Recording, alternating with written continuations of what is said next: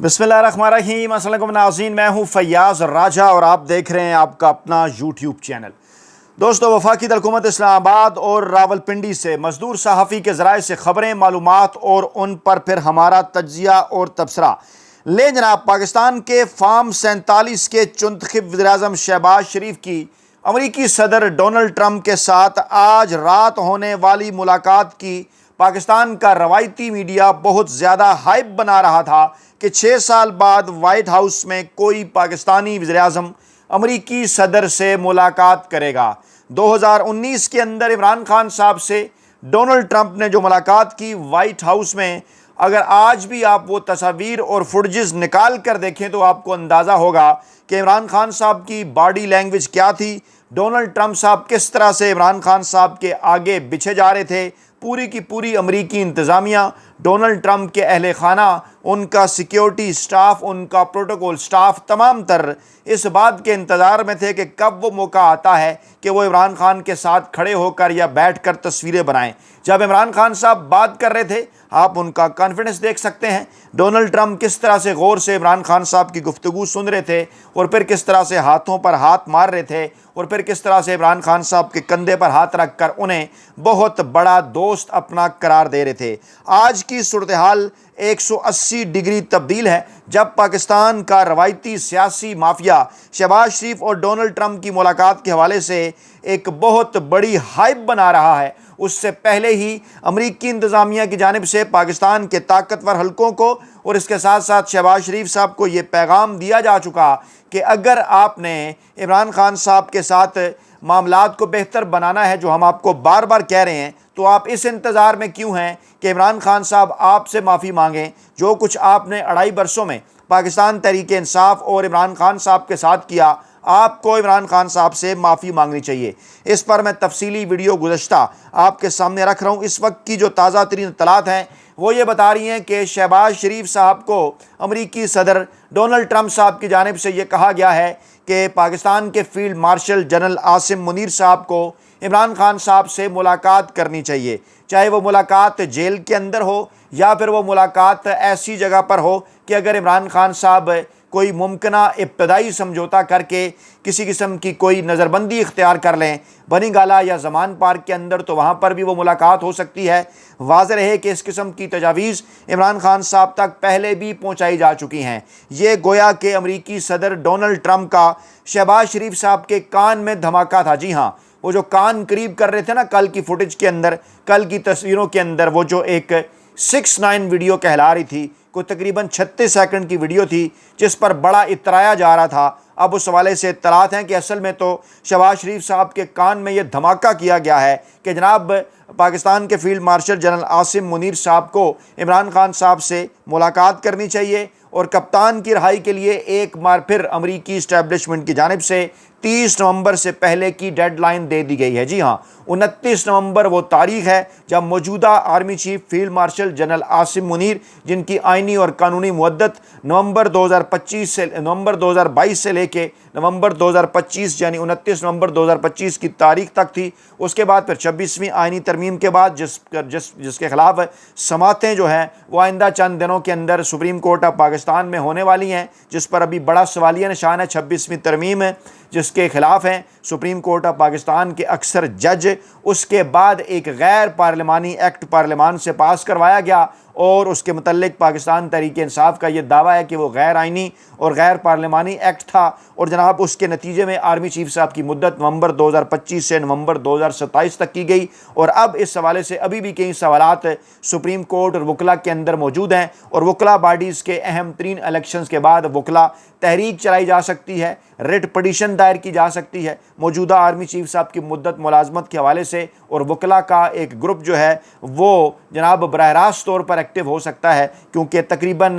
Double figure کے اندر جج صاحبان ہیں جناب اس کے اوپر سوالیہ نشانات اٹھا چکے ہیں غیر پارلیمانی ایکٹ کے اوپر۔ تو جناب صورتحال اس وقت یہ ہے کہ 29 نومبر 2025، جس سے پہلے پاکستانی اسٹیبلشمنٹ کی یہ خواہش تھی کہ موجودہ چنتخب حکومت کی جانب سے کوئی 2 سال کا نوٹیفیکیشن سامنے آ جائے، جس پر کچھ سوالات تھے۔ رانا رانا ثناء اللہ نے کہا تھا کہ کسی نوٹیفیکیشن کی ضرورت نہیں ہے کیونکہ مدت تو 3 سال سے بڑھا کر 5 سال کی جا چکی ہے۔ کچھ لوگ یہ دعویٰ کر رہے تھے کہ اس ہائبرڈ نظام کو آگے بڑھانے کے حوالے سے بات ہو گئی ہے۔ نواز شریف صاحب کے کچھ یہ دعویٰ کر رہے تھے کہ ابھی سوالیہ نشانات ہیں۔ اسی دوران نواز شریف صاحب پاکستان سے فرار ہوئے، لندن جانے کی اطلاعات ہوئی تھیں، لیکن آخرکار کھورا ان کا سوئٹزرلینڈ کے شہر جنیویا کے اندر جا نکلا، جہاں پر ان کے متعلق اطلاعات ہیں کہ وہ بیمار ہیں، لیکن اس قسم کی اطلاعات بھی ہیں کہ جناب وہ ناراض ہیں، اور شہباز شریف اور مریم نواز کو وہ یہ کہہ چکے ہیں کہ جناب جو کچھ آپ نے ووٹ کو عزت دو کے بیانیے کے ساتھ کر دیا ہے، اس کے بعد بڑا مشکل ہے کہ مسلم لیگ نواز آئندہ کسی الیکشن کے اندر جو ہے وہ 10 نشستیں بھی حاصل کر سکے۔ صورتحال کچھ اس طرح کی ہے کہ باقاعدہ طور پر اس وقت ہمارے پاس جو 25 اور 26 ستمبر کی درمیانی شب، یعنی 25 ستمبر کی رات اور 26 ستمبر کی صبح سویرے موصول ہونے والی اطلاعات یہ بتا رہی ہیں کہ کپتان کی رہائی کے لیے، عمران خان صاحب کی رہائی کے لیے امریکہ سے باقاعدہ طور پر حکم جاری کر دیا گیا ہے، اور ایک بار پھر امریکی صدر ڈونلڈ ٹرمپ نے عمران خان صاحب کو اپنا دوست قرار دیتے ہوئے ان سے دوستی نبھا دی ہے۔ اور ٹرمپ کے اس پیغام کے بعد شہباز شریف صاحب کی دنیا مکمل طور پر گویا ویران ہو چکی۔ یہ بھی کہا جا رہا ہے کہ مریم نواز صاحبہ کی جانب سے پاکستانی اسٹیبلشمنٹ کے ساتھ ہنگامی رابطوں کا سلسلہ جاری ہے، لیکن اس وقت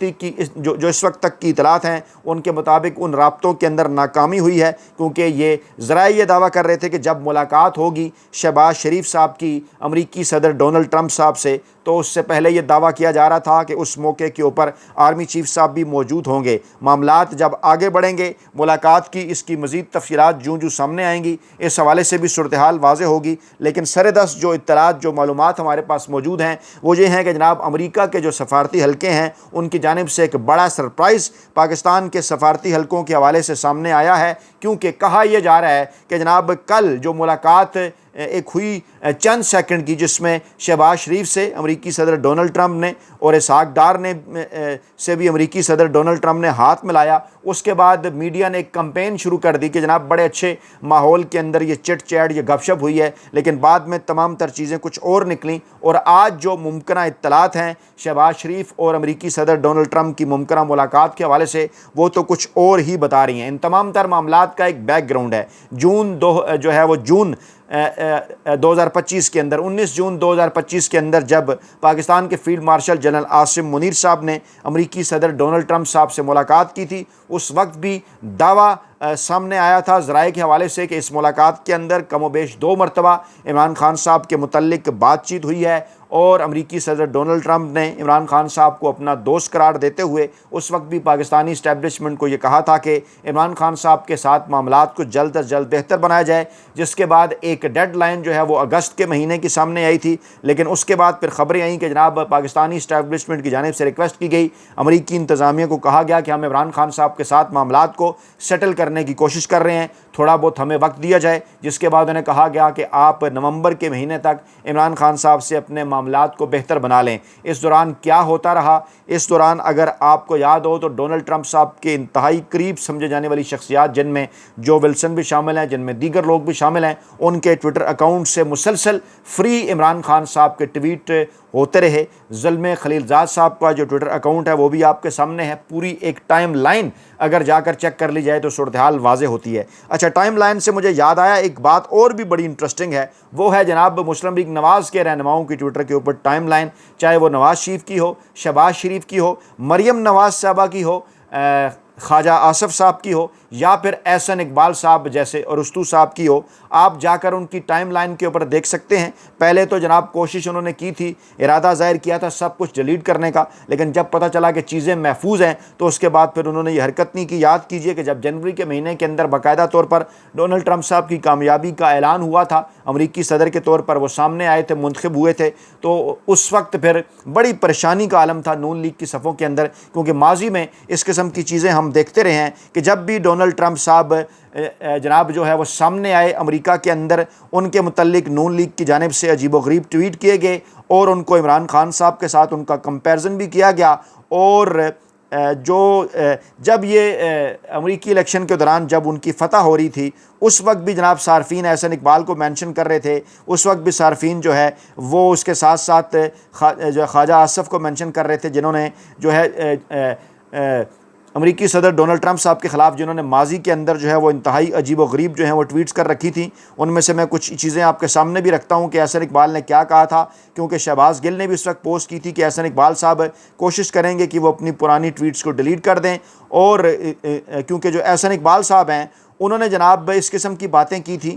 کہ جناب ٹرمپ کی شکست جو ہے وہ دنیا کے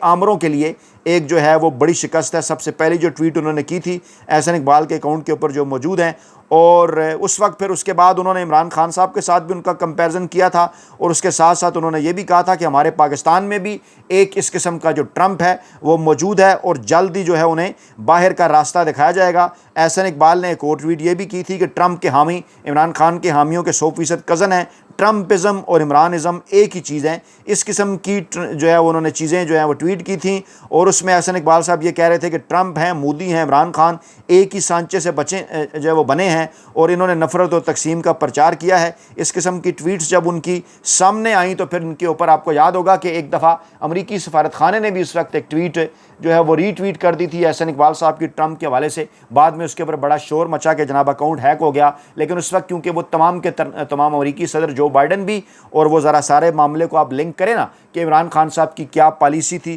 روس یوکرین جنگ کے حوالے سے، اس وقت کچھ